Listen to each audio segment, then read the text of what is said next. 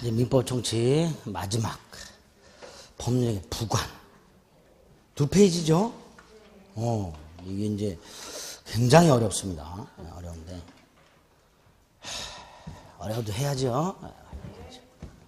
이 부관은 다른 거는 이해하려고 노력을 하셔도 돼요. 근데 부관은 이해하려고 노력하지 마시고 조문 외우자. 이렇게 일단 마음을 먹으세요. 아무것도 아닌데 너무너무 어려워서 이거를 묵건드리기가 훨씬 어려운데 묵건드리기보다도 이걸 더 어려워서요. 일단 부관이라는 것은 법률 해괴의 부관이고요. 부관은 부가된 약관의 줄임말입니다. 부가된 약관의 줄임말이에요. 우리가 계약을 하면 특약사항 같은 거 넣지요. 그 특약사항이라고 생각하시면 돼요.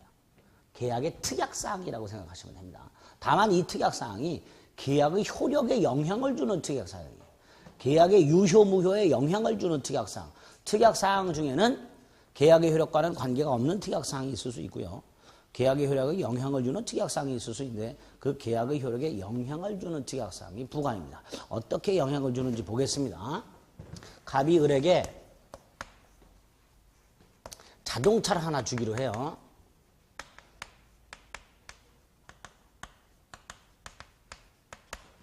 자동차를 주기로 하는데 그냥 주는 경우가 있고 뭔가 조건을 붙이는 경우가 있을 수 있어요. 이번 학기에 장학금을 받으면 차를 사주겠다. 뭐 이렇게. 운전면허를 따면 차를 한 대 사주겠다. 공인중개사 시험에 합격을 하면 차를 한 대 사주겠다. 특히 이런 약속을 받은 분들이 몇 분 계세요. 재작년에도 여기 한 분 계셨어요. 이거 설명드리고 나서 엘리베이터 탔더니 재작년에 여기 계셨던 수강생분이 어떻게 하셨어요? 우리 신랑이 시험 붙으면 차 사준다 그랬는데 그냥 사주는 게 아니라 내년 28회 시험에 합격을 하면 차를 사준다 그랬어요. 그러면 첫째, 자동차를 증여하기로 하는 계약, 즉 법률에는 성립이 되었으나 아직 그 효력이 생기지 않아요. 효력은 언제 생겨요? 27회 시험에 합격을 해야 생겨요. 두 번째, 갑이 을에게 일단 차를 사줘요.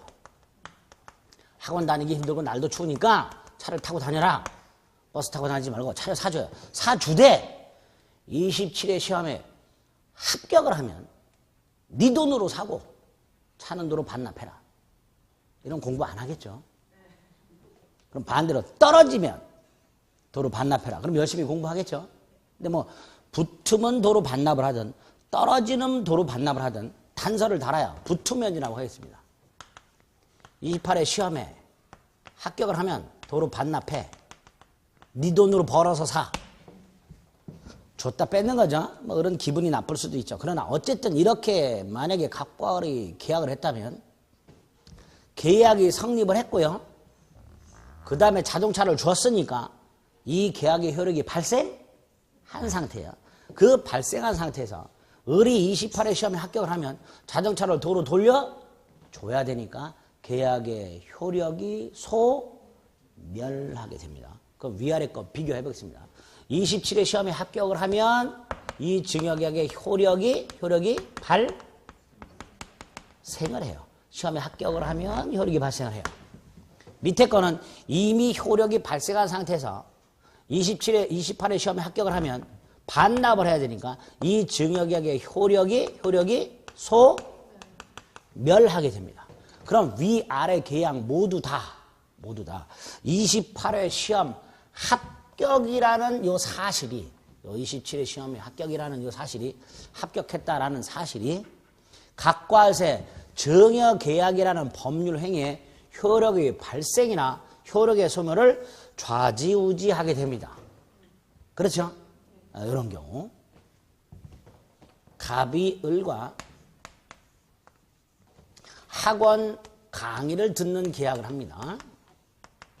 오늘이 11월 며칠이에요? 22일인지 23일인지 하여튼. 그런데 이 계약 기간을 언제부터 했냐면 2017년 1월 1일부터 2017년 2월 28일까지로 정했어요. 계약 기간을. 그러면 일단 계약은 지금 했죠. 했지만 언제부터 강의를 들을 수가 있어요? 1월 1일부터. 물론 1월 1일은 노는 날이니까 2월 2일부터겠죠. 강의를 들을 수 있다는 건 효력이 그때 생긴다는 거예요. 그럼 계약은 이미 했지만, 계약은 성립했지만 이 계약의 효력이 언제 발생을 해요? 1월 1일 날 발생을 해요. 그리고 2월 28일 날 종강이 딱 되면 학원과 다시 계약을 하지 않는 한 이 계약은 효력이 소멸하게 됩니다. 그러면 2017년 1월 1일이 되었다 또는 2017년 2월 28일이 되었다라는 것은 갑을사에 체결된 계약의 효력의 발생이나 소멸을 좌지우지하는 사실이 되는 거예요. 위에 거하고 똑같죠? 28회 시험에 합격했다는 사실 또는 2017년 1월 1일이 되었다. 2017년 2월 28일이 되었다. 이런 사실들은 다 각과 을사에 체결된 계약의 효력의 발생이나 소멸을 좌우하게 되는 사실이 됩니다. 이렇게 법률 행위가 계약이 성립이 되었으나 법률 행위가 성립이 되었으나 그 법률 행위의 효력의 발생이나 소멸을 좌우 법률행위 효력의 발생이나 소멸을 좌우하는 일정한 사실 이걸 부관이라 하는데 이 사실이 계약을 체결할 당시의 사실이에요? 과거 사실이에요? 앞으로 발생한 사실이에요? 앞으로 발생한 사실이죠. 28회 시험 합격이나 2017년 1월 1일 다 현재 사실도 계약을 할 그 현재 당시의 사실도 과거 사실도 아닌 장래 발생할 사실이에요. 그렇죠?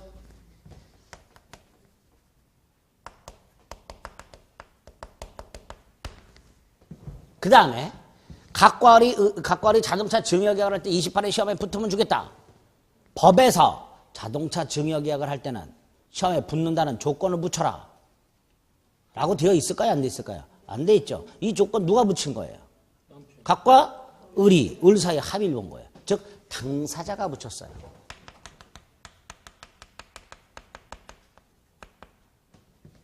요게 부관의 뜻입니다. 부관이라는 걸 설명할 때는 요 세 가지를 항상 말을 해야 돼요. 법률행위의 효력의 발생이나 소멸을 좌우할 목적으로 당사자가 부과한 장래 발생 사실 이게 뭐다? 부관이다. 그러니까 당연히 효력 발생 소멸과 관계가 없는 거 부관 아니죠? 현재 사실이야 과거 사실 부관 아니죠? 장래 발생이 불가능한 사실 부관 아니죠? 법에서 요구하고 있는 사실 부관 아니겠죠. 이런 것들이 부관의 개념 요소가 됩니다. 부관의 뜻을 설명할 때는 항상 이 세 가지를 생각을 하셔야 돼요. 다시 한번 법률행위 효력이 발생이나 소멸을 좌우할 목적으로 당사자가 부과한 장래 사실을 부관이라 한다. 이렇게 얘기하게 됩니다. 여기까지 됐죠? 자, 이때 부관의 유형이 두 개가 있습니다. 하나가 조건이고 또 하나가 기한이라는 게 있어요. 하나가 조건이고 하나가 기한이에요.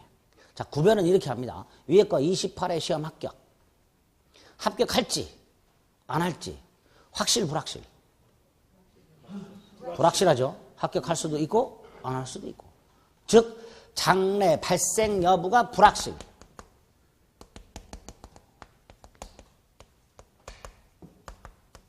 발생할지 안 할지가 불확실.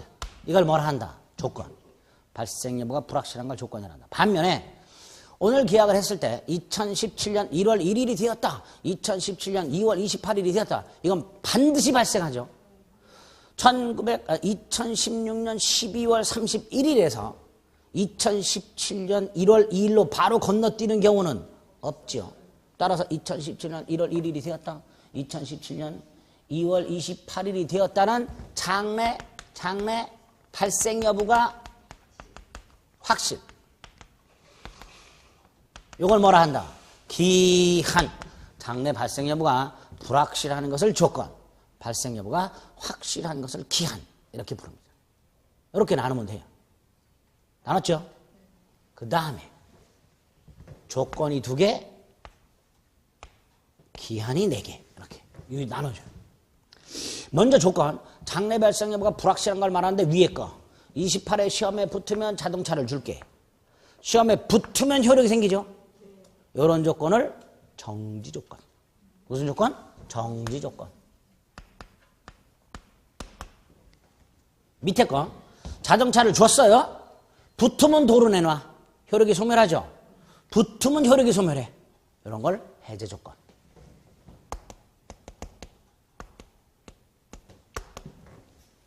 학자들이 만들어서 이름을 붙인 거예요. 왜 정조건, 왜 해제 조건이라고 부르나 이거 한자로 이해하려고 그러면 머리 터져요. 그러지 말고 그냥 외우세요. 조건이 성취되었을 때 법률행위 효력이 발생하면 정지 조건.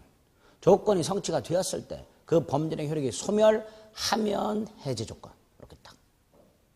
그럼 기한도 이 경우 2017년 1월 1일이 되었다. 효력이 생기죠. 정지기한. 이렇게 되겠죠? 정지기한이라는 말보다는 시기라는 말을 더 많이 씁니다. 훨씬 많이 써요. 기한이 도래했을 때 법률행위 효력이 발생하는 경우 그 기한을 뭐라 한다? 시기. 반면에 2017년 2월 28일이 되었다. 효력이 소멸하죠. 해제기한이죠. 종기라고 부릅니다.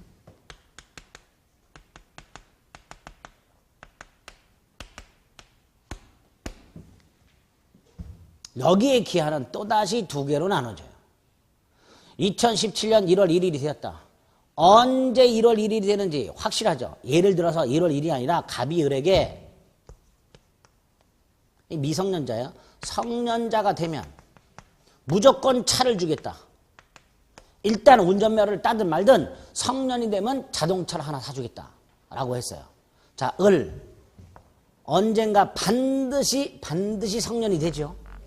2번째, 언제 성년이 돼요? 날짜 확실하죠. 주민등록증만 딱 까면 언제 성년이 되는지 날짜가 확실하죠. 즉 발생 여부가 확실하면서 언제인지가 확실해. 언제인지까지 확실하죠. 발생 확실하고 언제인지까지 확실해. 이걸 확정기한이라 그래요.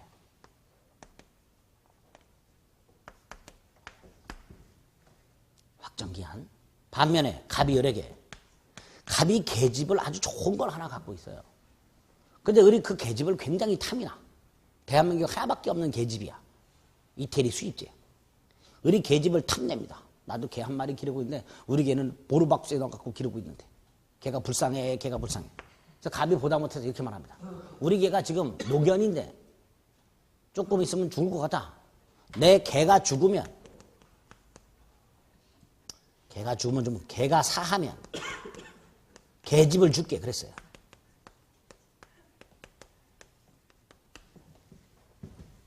계집을 주겠다는 계약을 했죠. 근데 언제 줘요? 개가 죽으면. 자, 이때 개가 죽을지 안 죽을지 확실 불확실? 확실. 개 반드시 죽어요. 개가 안 죽으면 그 불사견이지 그게. 예? 그게 불사견이지 그게 개요? 그렇죠? 사람이든 뭐든 생명체는 언젠가는 반드시 죽어요. 죽을지 안 죽을지가 불확실한 게 아니야. 반드시 죽어. 기한이에요. 근데 언제 죽어요? 몰라. 반드시 발생을 해. 그래서 기한이야. 근데 언제 발생하는지가 불확실해. 이거를 불확정기한이라 합니다. 조건이라고 착각하시면 안 돼요, 이거. 근데 지금 걔가 죽으면 그랬더니 걔가 죽는다는 게 확실해요, 불확실해요? 그랬더니 불확실하다고 하신 분들이 많았죠. 조건이라고 착각을 하게 돼요. 뭐를 조건이라고 착각을 해요? 불확정기한. 이 불확정기한하고 조건이 구별이 어렵다 이런 뜻이에요. 벌써 지금 대답하신 분 중에 많은 분들이 조건하고 헷갈린 거예요. 그래서 불확정기한하고 조건은 헷갈립니다. 불확정이라는 의미에서 헷갈려요. 그런데 조건은 발생 여부가 불확실한 거고요. 발생 여부 자체가. 기한은 불확정 기한은 발생은 반드시 하는데 언제 발생하는지가 불확실한 거예요. 같은 불확실이라 하더라도 내용이 달라요. 그래서 나중에 조건하고 불확정 기한을 구별을 좀 해야 돼요. 이 구별이 더럽게 어렵습니다. 어려워요? 근데 그건 이제 나중에 하고, 더 어렵대. 그럼 두 가지예요. 죽어라고 해서 이해를 하는 방법이 있고, 그래서 외우는 방법이 있고, 하나는 포기하는 방법이 있고, 그렇습니다. 포기해도 돼요. 나중 문제 해보고 나서, 해보고. 오늘은, 부관이라는 게 이런 거구나. 그리고 부관이 두 개가 있구나. 그리고 각각 조건과 기한이라고 부르는데, 조건은 요게 있고, 요게 있고, 기한은 요게 있고, 요게 있고, 나아가 요 놈도 있고, 요 놈도 있구나. 개념을 좀 분명히 구별을 좀 하셔야 돼요. 이거를 아예 처음부터 어렵다고 생각조차 안 하시는 분들이 대부분 부관이 어렵다 그러고 틀려요. 부관 문제를. 이게 기본이에요, 일단. 이건 머릿속에 넣으셔야 됩니다. 아시겠죠? 그 다음에 이제 조건 따로 기한 따로 공부하는 거예요.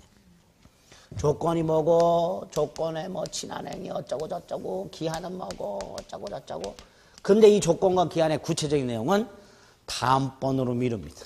지금 했다가는 또 머리 지진 나요. 그래서 우리 입문서에도 부관의 뜻과 부관의 종류의 조건과 기한이 있고 조건 기한의 각각의 뜻과 조건과 기한에 어떤 유형이 있는지까지만 써놨습니다. 제가. 일단 11, 12월 때는 요것만이라도 머리에 넣어두셔야 돼요. 아시겠죠? 그 다음에 이제 이거는 그렇게 어렵지 않죠? 예? 그 구체적인 내용이 더럽게 어려워요. 이거는 이제 다음번에 기본서가 나오면 그때 정리를 해드리겠습니다. 부관과 부관의 유형까지만 머릿속에 넣으세요. 됐지요? 이렇게 민법 정칙 5덩어리가 끝이 났습니다. 민법 정칙에서 몇 문제가 나온다고요? 10문제, 10문이 나오는 걸 지금 쭉 뼈대를 잡은 거예요. 이제 민법에 4덩어리가 있고 그 중에 민법 총칙 1덩어리 있습니다. 이제 물권법으로 갑니다.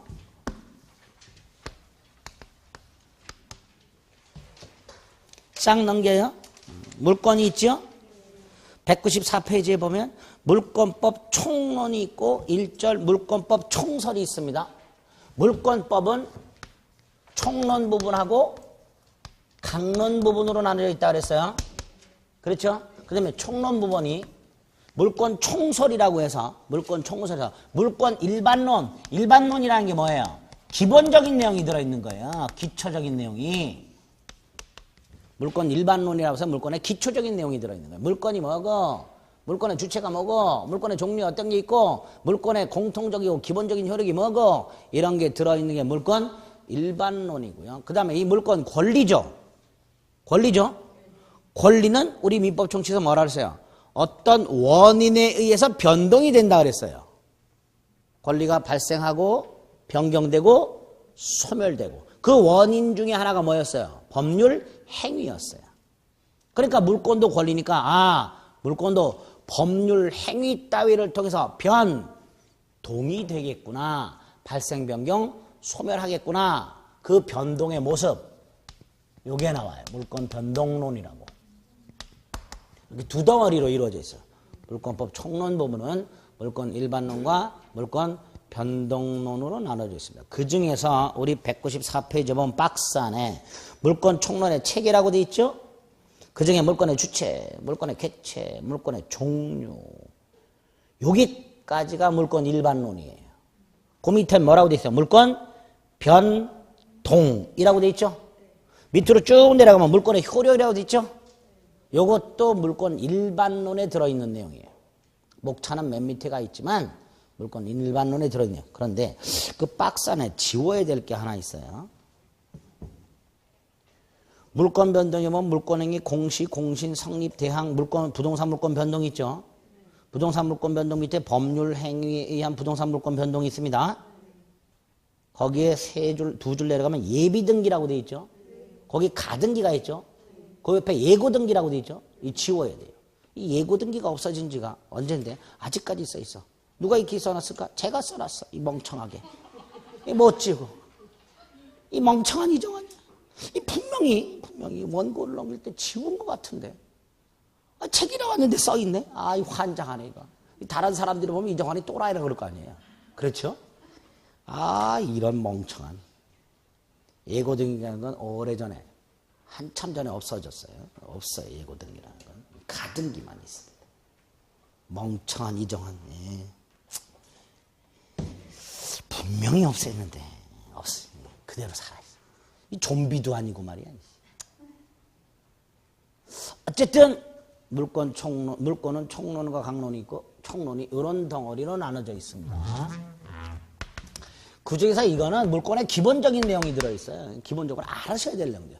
시험 문제 나오기도 하지만 시험 문제 나오기 때문에 공부한다기보다는 물권법 전체를 알기 위해서 기본적으로 알고 계셔야 될 내용들이 물권 일반론에 나와 있습니다.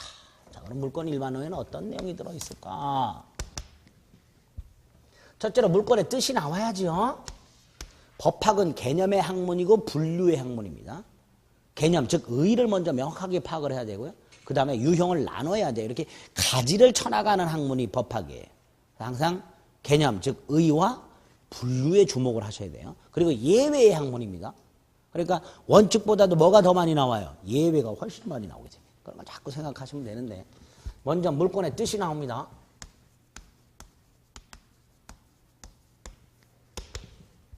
두 번째로 물권의 특징이 나와요. 요거는 물권의 의의하고 같이 보시면 돼요. 근데 물권의 특징을 왜 해야 되냐면 우리 민법상 권리가 크게 두 개가 있어요. 재산권이라는 게 있고 가족권이라는 게 있어요. 재산권을 돈으로 쓰는 권리고 가족권이란 말 그대로 가족 사이의 권리를 말하는 거예요. 이때 가족권은 친족권이라는 게 있고 상속권이라는 게 있습니다. 고맙게도 우리 시험 범위가 아니죠. 그럼 우리 시험 범위는 재산권만 시험 범위인데 재산권에 또 크게 두 개가 있어요. 물권과 채권. 그래서 물권의 의미 특징을 공부하려면 같은 재산권인 채권과 다른 점이 뭘까? 요거를 생각하시면서 물권의 의미 특징을 보면 조금 수월해집니다. 딱 한 번 물권과 채권을 비교하라라는 문제가 나온 적도 있어요. 우리 시험 범위에서.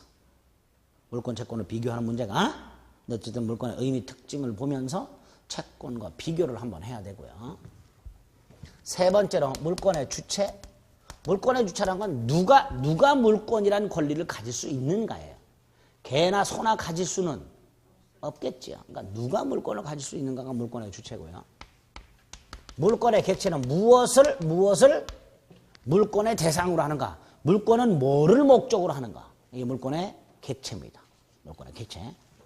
이 물권의 객체와 관련해서 일물, 일권주의라는 게 나와요.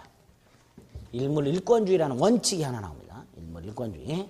그리고 이 일물, 일권주의 원칙의 예외가 또 하나 나옵니다. 요 예외가 우리 시험 범위에서 시험 문제문에 간혹 나와요. 다섯 번째로 물권의 종류. 물권에는 어떤 권리가 있는가? 민법만 해도 8개가 있어요. 물권의 종류가 점유권, 소유권, 지상권, 지역권, 전세권, 유치권, 질권, 저당권 이렇게 8개의 물권이 있습니다. 이 물권의 종류에 대해서 민법 185조에서는 물권 법정주의라는 걸 규정을 해놨어요. 이것도 물권법의 원칙 중에 하나예요. 물권 법정주의라는 걸 규정해놨습니다. 요걸 좀 봐야 돼요. 이걸 좀 봐요. 여섯 번째로 물권의 공통적인 효력. 일반적 효력. 좀 전에 말씀드렸던 물권 8개, 점유권, 소유권, 지상권, 지역권 등등 개개의 권리는 개개의 권리마다 독특한 효력이 있겠죠.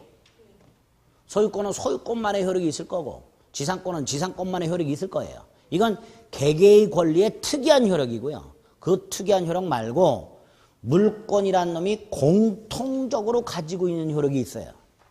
당연히 그 물권법 총론 부분에 뽑아놔야 되겠죠.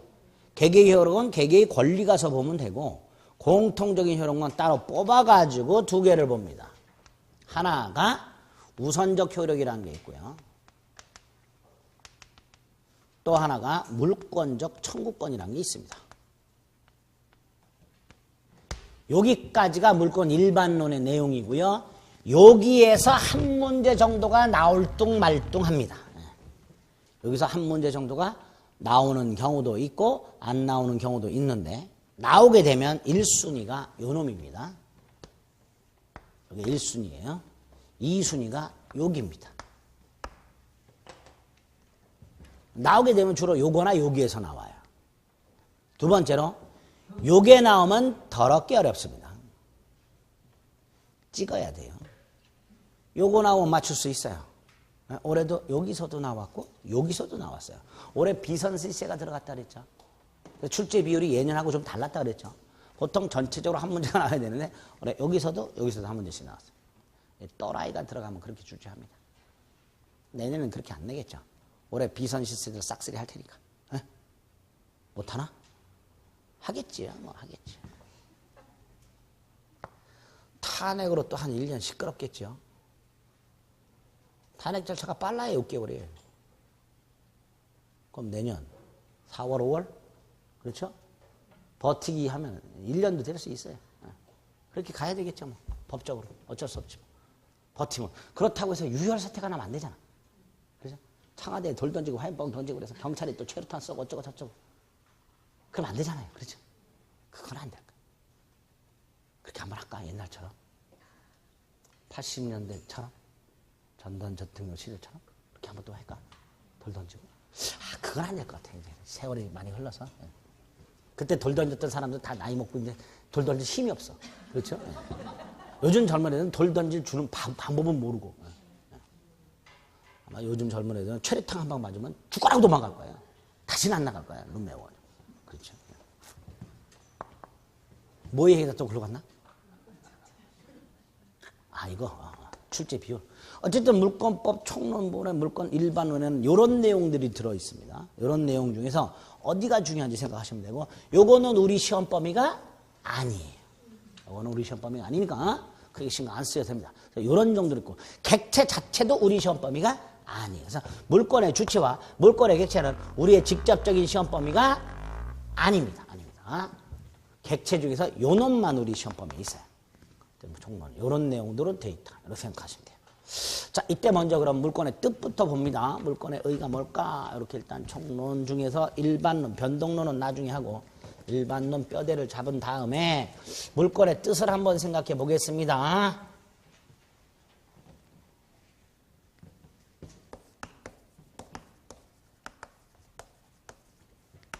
자, 물권을 이해하실 때 그냥 소유권 하나 갖고 한번 생각을 해볼게요. 내가 책을 돈을 주고 사서 소유하고 있죠. 자, 이 책에다 밑줄 긋지요. 이걸 물건을 사용한다라고 합니다. 물건을 뭐 한다고요? 사용. 옆 사람의 책을 안 갖고 왔다고 빌려달래요. 1시간에 5,000원 받고 빌려줬어요. 1시간에 책 때문에 5,000원의 수익이 생겼죠.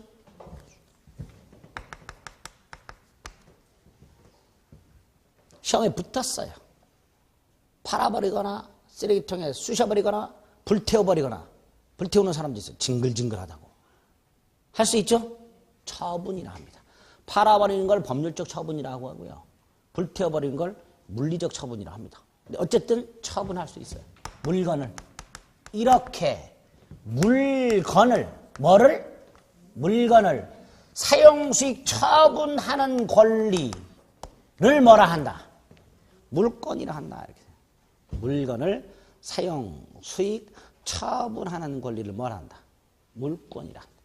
이때 사용, 수익, 처분을 지배라고 합니다. 물건을 지배하는 권리예요. 자, 이때 어떻게 지배하는지 보겠습니다. 첫째, 내가 물건을 내 책에다 밑줄을 긋 때 누구의 허락을 받거나 타인의 도움을 받아요, 안 받아요? 안 받아요. 이걸 직접 지배한다 그래요. 어떻게 지배한다고요? 직접. 자, 채권과 비교를 해보겠습니다. 채권은요, 쉽게 생각하세요. 돈을 빌려준 채권자가 돈을 빌려간 채무자한테 돈 갚아. 이게 채권이에요. 행위를 요구하죠. 이게 채권입니다. 여러분들 학원과 계약을 했고요. 강의를 들을 권리가 있습니다. 화요일날은 민법 강의를 들을 권리가 있고요. 이 민법 강의를 들을 권리는 구체적으로는 민법 이정한테 강의를 하라고 요구하는 권리예요. 이렇게 사람한테 뭐뭐 하라 그 요구하는 권리를 채권이라 합니다. 이때 뭐뭐 하라 이걸 급부라 그래요. 채권은 채권자가 채무자에게 일정한 급부를 요구하는 권리가 채권이야. 고맙게도 채권은 우리 시험 범위가 아닙니다. 근데 어쨌든 채권은 채권자가 채무자에게 뭔가를 하라고 또는 달라고 요구하는 권리를 말하는데, 이때 요구했다 해서 여러분이 이정환에게 강의하라고 요구했다 해서 저를 직접적으로 지배할 수 있어요? 제가 입 딱 다물어 버리면 여러분의 권리는 아무 의미가 없어 버려요. 제 입을 찢을 수도 없죠. 그래 안 그래요? 그렇잖아. 그러니까 여러분이 저에게 강의하라고 요구하는 그 권리는 필연적으로 누구의 협력이 필요해? 저의 협력이 필요해요. 이런 건 직접적이라고 하지 않습니다. 간접적이라고 해요.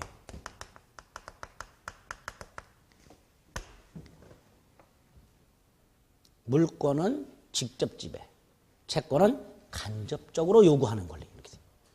그 말은 직접적이라는 건 누구의 도움도 필요 없다라는 뜻이고요. 간접적이라는 건 채무자의 협력이 필수적이다 이런 뜻이에요.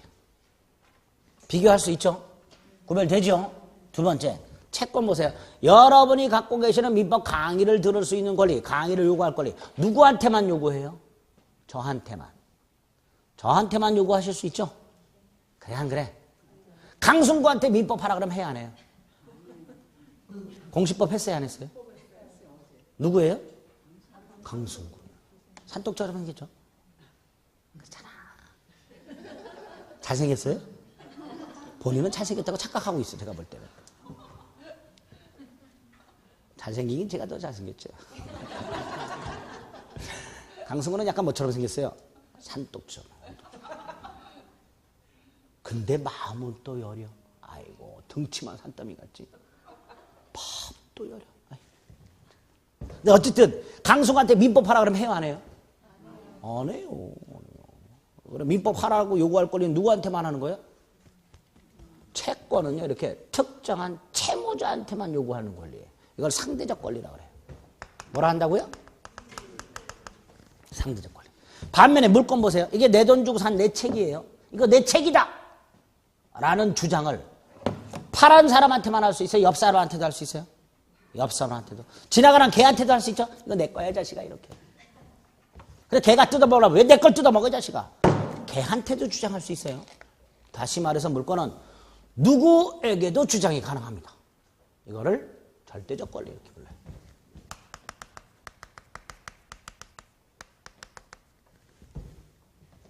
세 번째로 여러분들이 갖고 계시는 강의를 들어 쓰는 권리 각자 갖고 있죠? 그 권리 중에서 누구 권리가 우선해요? 내가 저 사람보다 강의를 먼저 들을 수 있는 권리 이런 거 있어요 없어요? 나한테 강의를 먼저 해달라고 요구할 수 있는 권리 있어요 없어요? 없지요. 여러분들이 학원과 맺어서 갖고 계시는 강의를 들을 수 있는 권리, 이정환에게 강의를 요구할 수 있는 권리는 누가 누구의 권리보다 우선하는 게 아니라 평등해요. 평등하죠? 독점성이 있어요 없어요? 없어요 없어요. 나만 강의해 주셔 이런 게 없어요. 반면에 내 책 누구만 쓸 수 있어요? 나만. 다른 사람이 내 허락 없이 썼다가는 나한테 쥐어 터져야 되죠. 그래야 안 그래요? 내 책을 누가 쓰려면 나한테 허락을 반드시 받아야 되겠죠. 그러니까 내 책은 원칙적으로 누구만 쓸 수 있는 건 나만. 이걸 배타적 독점적이라.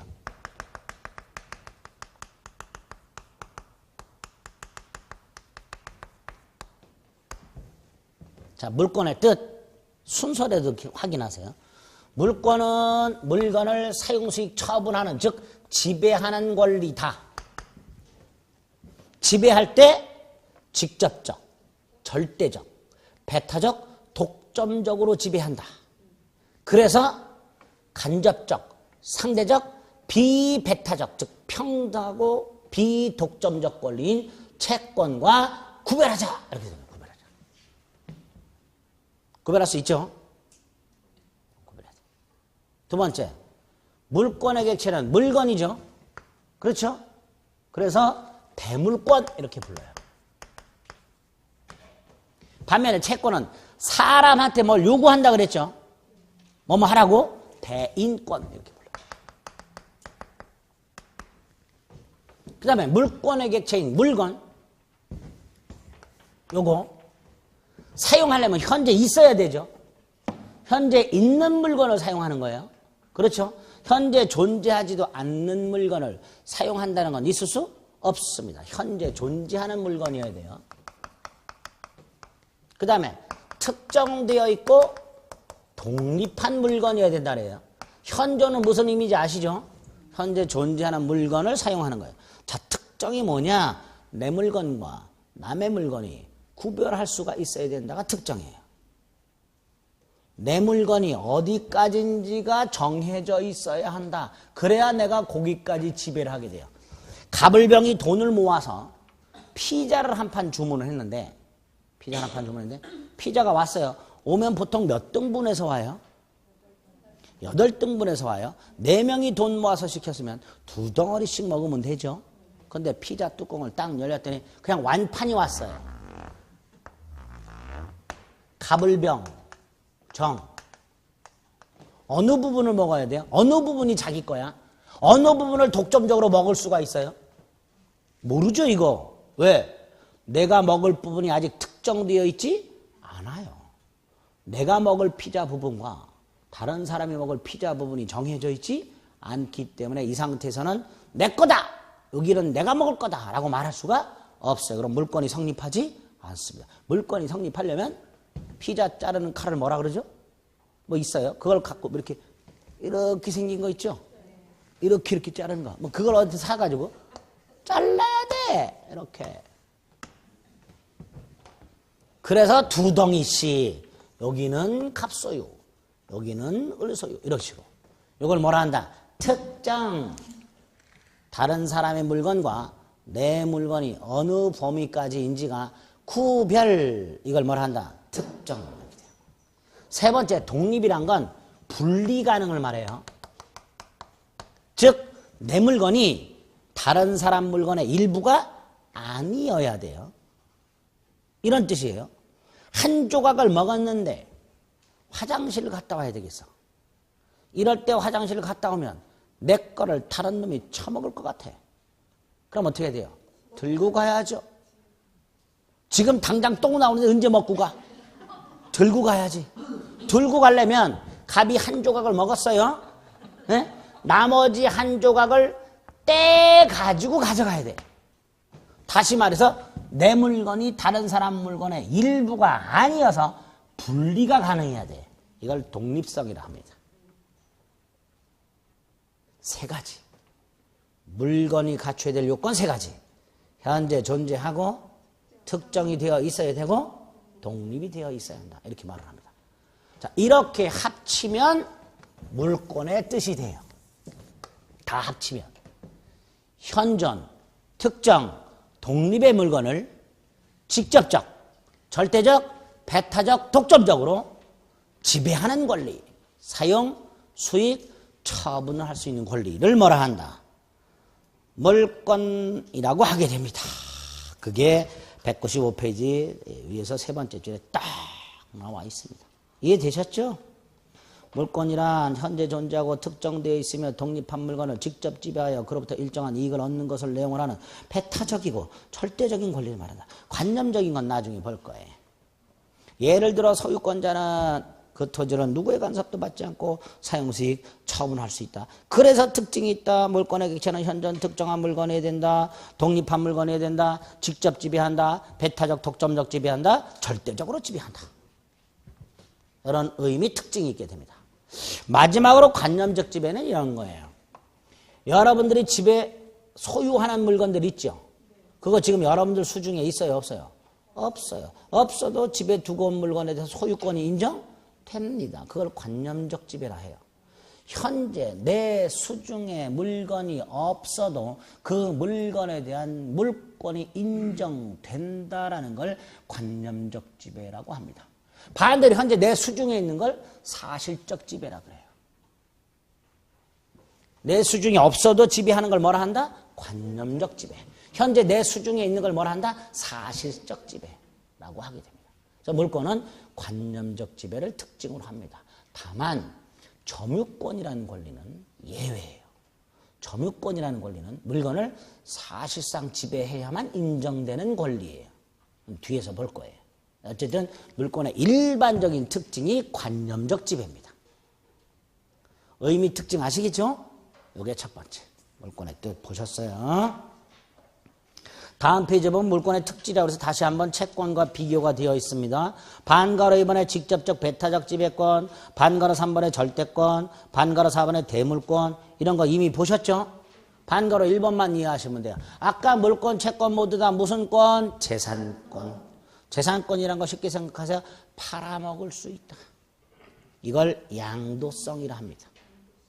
자, 근데 물권과 채권의 양도성이 약간의 차이가 있어요. 물권은요. 양도성이 무제한 인정되는 걸 원칙으로 합니다. 내가 내 물건을 팔아먹어. 누구의 간섭 받아야 안 받아요? 안 받아요. 누구의 간섭도 받지 않고 물건은 팔아먹을 수 있습니다. 즉 물권의 양도성은 제한할 수가 없는 게 원칙입니다. 이거를 이렇게 말을 합니다. 물권의 양도성은 본질적이다. 이렇게 말을 해요. 말이 어려워요. 물권의 양도성은 본질적이다. 무슨 뜻? 제한할 수 없다. 이런 뜻이에요. 반면에 채권을 보겠습니다. 갑이요. 을에게 100만 원 채권을 갖고 있어요. 이걸 팔아먹는 거예요. 이게 양도성이에요. 100만 원짜리 채권을 병에게 팔아먹으면 나중에 을한테 와서 100만 원 갚아라 라고 말하는 사람이 누구예요? 병이에요. 그렇죠? 아니 갑이 이렇게 100만 원을 꿔줘서 100만 원을 받을 권리가 있는데 그걸 병한테 팔아먹었어요. 그럼 나중에 병이 을한테 와서 야 내가 채권자야 100만 원 갚어 이렇게 말하겠죠. 다시 말해서 채권을 양도했을 때는 채무자 입장에서 봤을 때는 채권자가 바뀌어버려요. 그렇죠? 그런데 얘는 좀 순딩이한테 돈을 빌렸는데 순딩이 갑한테 돈을 빌렸는데 갑이 머리가 짧고 검은 양복에 다리를 털고 왼쪽 팔뚝에 착하게 살자. 오른쪽 팔뚝에 피카츄 문신 있는 사람한테 팔았어요. 얘가 와서 어따 돈 갚어 그래요. 그럼 의 입장에서는 무섭지요. 안 무섭나? 무섭겠지. 채무자 입장에서 채권자가 바뀌어버려요. 따라서 채권 양도를 무제한적으로 인정을 해버리면 채무자의 이익이 침해될 가능성이 있게 됩니다. 채무자가 예상하지 못했던 불이익한 결과가 생길 수도 있어요. 그래서 채권의 양도성은 제한할 수가 있습니다. 팔아먹지 말아라. 이런 식으로. 네? 여러분들이 은행에 예금을 합니다. 그럼 여러분이 채권자예요. 은행에 대해서 예금을 했다는 건 나중에 내가 예금한 돈 돌려달라고 요구하는 뭐를 갖고 있는 거예요? 예금 채권. 갖고 있죠? 그런데 예금 계약을 할 때 보면요. 여러분들은 단순하게 예금 약정서만 쓰죠? 뭐 서류 쓰죠? 안 써요? 그냥 돈 갖다 주면 알아서 해요? 뭐 쓰잖아요. 이름 쓰고 주소 쓰고 뭐 쓰잖아요. 그 뒷면을 딱 뒤집어 보면 예금 약관이라는 게 인쇄가 되어 있습니다. 그 예금 약관에 보면 쭉 하다 보면 본 예금 채권은 양도할 수 없고 질권 설정할 수 없다 이렇게 되어 있어요. 그 말은 은행 입장에서 채무자잖아요. 네가 나에 대해서 갖고 있는 채권을 함부로 팔아먹지 말아라 이렇게 제한을 가하고 있는 거예요. 예금 채권 같은 것들도 양도를 제한하고 있게 돼요. 결국 물권, 채권 모두 다 재산권이어서 팔아먹을 수 있다, 양도성이 있다. 그런데 물권은 양도성을 제한할 수 없는 반면에 채권은 양도성을 제한할 수 있다. 이걸 각각 물권은 양도성이 본질적이고 채권은 양도성이 있되 비본질적이다. 이렇게 표현을 합니다. 표현을 왜 그렇게 어렵게 표현하냐고 저를 쳐다보지 마시고요. 이렇게 표현을 만든 학자들을 탓하세요. 네, 학자들. 우리나라 학자들이 할 일 없어요. 할 일이 없어요. 연구하면서 맨날 하는 게 용어 만들어내는 거예요. 다른 사람들이 못 알아먹는 용어를 하나 만들어서 그걸 탁 지가 써먹으면 권위가 있는 것처럼 이러고 앉아있는 사람들이 학자들이 맨날 자기 그 연구실에 처박혀갖고 어려운 용어나 만들어내고 앉아있는 게 우리나라 법학자들. 쓸데없죠. 이번 이런 사태 아무것도 해결책을 제시하지 못해. 벌써 싸우고 있어요. 헌법학자들끼리. 탄핵 요건이 되네 마네. 이거 갖고 싸우고 있어요. 벌써부터. 그래서 법을 전공한 사람들은 죽으면 주둥이만 떠요. 뭐만 뜬다고? 주둥이만 떠요. 말 갖고 벌어먹는 사람들이에요. 말 갖고. 어쨌든 표현을 이렇게 어렵게 씁니다. 그리고 자기들만 알아먹는 표현을 써서 누구도 접근을 허락하지 않는 아주 배타적인 영역이 법학 영역이에요. 그러니까 그거 공부하는 거니까 불만 갖지 마시고 이렇게 쓰는구나. 늦어야 돼요 머리에. 양도 가능한 재산권이라는 게 하나 있습니다. 마지막으로 오른쪽에 메뉴에 보면 기타라고 해서요. 물권법에 관한 규정들은 대부분 강행 규정이고요. 그 다음에 각 나라마다 차이가 많아요. 즉 나라마다 특징이 다 달라요. 이유가 뭘까요? 나라마다 중요하게 생각하는 물건이 달라요. 우리나라에서는 어떤 물건이 제일 중요할까요? 부동산. 근데 사우디아라비아 같은 데서는 뭐가 중요할까요? 물 이런 게 중요해요. 물 이런 거. 그렇죠? 에스키모, 알래스카는 뭐가 중요할까요? 불? 네, 그렇지. 머피 같은 거. 동물 껍데기 이런 게 중요하잖아요. 술로 껍데기 이런 거. 그런 걸로 옷도 만들어 있고 장화도 만들고 다 그러잖아요. 근데 우리나라에서 술로 껍데기 중요해요? 안 중요해요. 나라마다 중요하게 생각하는 물건이 다르다 보니까 그 물건을 규율하는 물권법도 각 나라마다 고유한 특징을 갖고 있어요. 강행 규정이고 대부분 각 나라마다 고유한 특징을 갖고 있다. 이게 물권의 특징이에요. 반면에 채권 관계를 규율하는 채권법이에요. 첫째로 임의 규정의 성격이 강해요. 당사자들이 돈 빌려줄지 말지 국가가 강제하면 돼요, 안 돼요? 안 된다는 말이죠. 국가가 강제적으로 야, 얘 불쌍하니까 돈 빌려줘. 이런 건 없는 거예요. 빌려줄지 말지 당사자들이 알아서 판단하는 거고 국가는 개입하지 않는 것을 원칙으로 합니다. 그래서 임의 규정이 많아요. 두 번째, 돈 빌리고 갚고 만약에 못 갚았을 때 땅에 파묻히고 우리나라에서만 파묻히는 게 아니죠. 미국 영화 같은 거 봐도 땅에 파묻죠. 모습이 비슷하죠. 채권법을 규율하는 것은 각 나라마다 고유한 특징이 있는 게 아니고 비슷해요. 그래서 채권법은 세계적으로 보편화, 공통화되어가는 경향이 있습니다.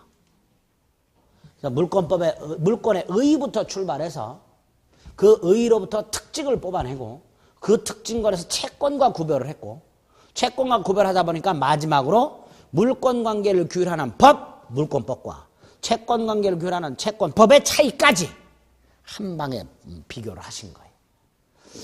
아까 물권과 채권을 비교하세요라는 문제가 한 번 나왔다 그랬죠. 거기서 답이 요 마지막 거였어요. 물권법 규정은 대부분 임의 규정, 채권법 규정은 대부분 강행 규정이다. 이렇게 출제가 됐어요. 그게 답이었어요. 그렇죠? 그렇게 비교 가능할 정도로 개념을 정리를 해주시면 됩니다. 그게 첫째예요. 물권의 의, 물권의 특징. 됐죠?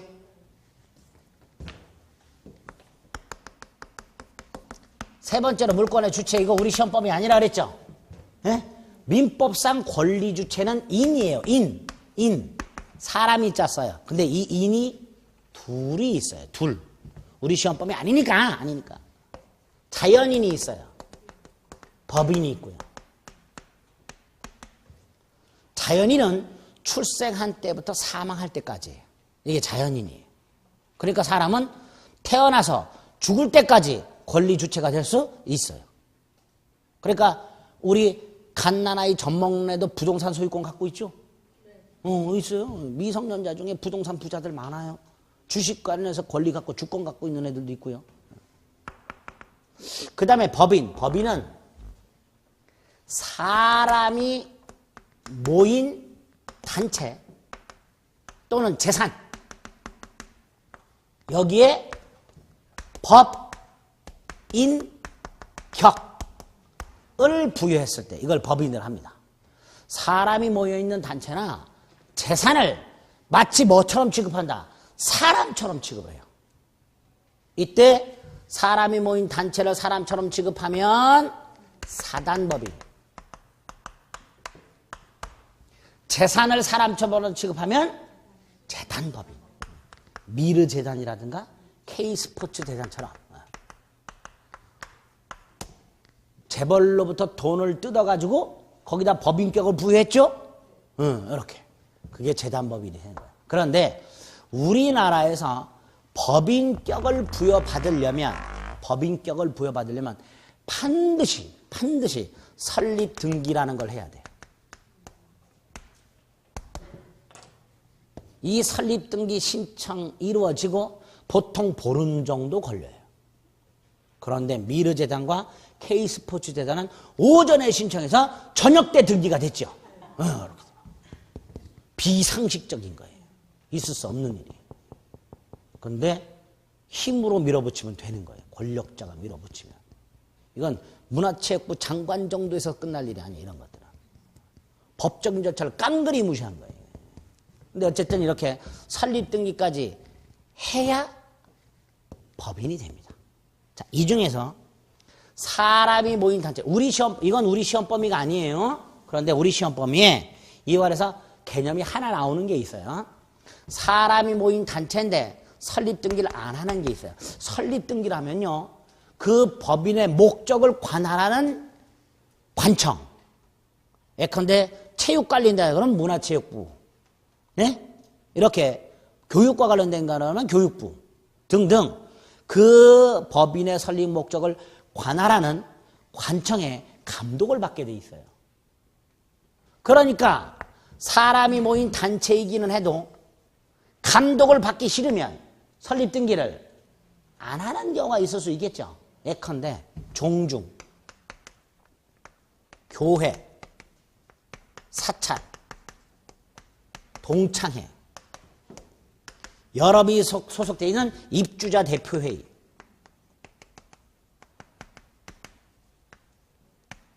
여기에는 소속이 안 돼 있어도 부녀회에는 소속이 돼 있겠죠. 낚시회, 조기축구회. 아이고 쓰기도 이거 쓰시라고 제가 쓰는 거 아니에요? 이 쓰는 거 아니야 이거는. 일진회 뭐 이런 애들. 다. 사람이 모여있죠. 단체죠. 단체는 짱이 있고 단체 내부 규율이 있고 이걸 정관이라 그래요. 구성원이 가입도 하고 탈퇴하죠. 구성원의 변동이 있다 하더라도 그 단체의 실질이 변화되지 않는 걸 단체라 합니다. 일진에 짱이 있지요? 있어요? 내부 규율이 있어요? 탈퇴하면 손가락을 자른다.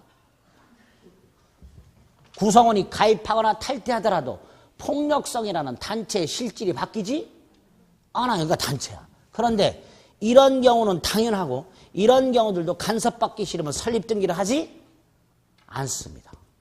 그럼 이렇게 설립등기를 하지 않은 애들, 설립등기를 해야 법인인데 설립등기를 안 했어. 법인이 아니에요. 아니지요. 비법인. 근데 사람이 모여있죠. 사단. 비법인 사단 이렇게 불러요. 그 다음에 비법인이니까 권리주체가 될 수 있어요 없어요? 권리주체가 될 수 없죠. 권리주체가 되는 것을 권리능력이 있다라고 얘기를 해요. 권리능력이라는 개념이 여기서 나와요. 권리주체가 되는 걸 뭐라고 해요? 권리능력이 있다. 그런데 얘는 권리주체가 돼요 못 돼요? 못 되니까 이렇게도 부르는 거예요. 권리능력 없는 사단. 권리능력 없는 사단 이렇게 불러요. 그런데 예를 들어서 조기축구회가 맨날 초등학교 빌려서 공차는 게 지쳤어. 에? 초등학교 뭔 행사가 있으면 일요일들 공을 못 차. 맨날 교장이 와가지고 나가달래. 안 되겠다. 회원끼리 돈을 모아갖고 축구장 부지를 하나 샀어. 이 축구장 부지 누구 소유예요? 조기 축구회 소유죠. 땡. 얘는 권리를 가질 수가 없어요. 그럼 누구 소유냐? 조기 축구 회원들 공동 소유예요. 이런 걸 총유라 합니다. 뭐라 한다고요? 총유. 요게 소유권 공동 소유가면 나와요. 우리 시험 범위에 요게 있어요. 요게. 권리 주체는 우리 시험 범위가 아닌데 권리 주체를 가다 보니까 이런 놈이 나오죠. 요런 놈들의 소유 형태가 뭐다? 총유. 요게 우리 시험 범위에 있어요. 그래서 어쩔 수 없이 권리 주체를 간단히 설명을 드린 거예요. 됐죠? 여기까지. 아까 물권법 총론이 요런 내용들로 구성이 되어 있다는데 여기까지는 별거 없어요. 거의 시험 문제 안 나와요. 시험 문제는 총론에서 나오면 주로 여기서 나오게 됩니다. 요거는 지금 봤던 것보다 조금 더 복잡하니까 이제 다음으로 미루고 오늘은 기본적인 뼈대만 잡고 가장 기본적인 개념만 본 거예요. 아시겠죠? 다음 주에 객체, 특히 일몰 일권주의부터 볼 겁니다. 자, 다시 한번 오늘 한 거 복습, and 1주차, 2주차까지도 같이 복습 하셔야 돼요. 다음 주에 안 해오시면 저한테 얼마를 줘야 된다? 5,000원, 만원 좀 비싸고 5,000원짜리 문화상품권을 사갖고 오세요. 복습 안 하신 분들은 올려놓으세요. 하고 오시겠지. 꼭 하세요. 여기까지 하겠습니다. 수고하셨습니다.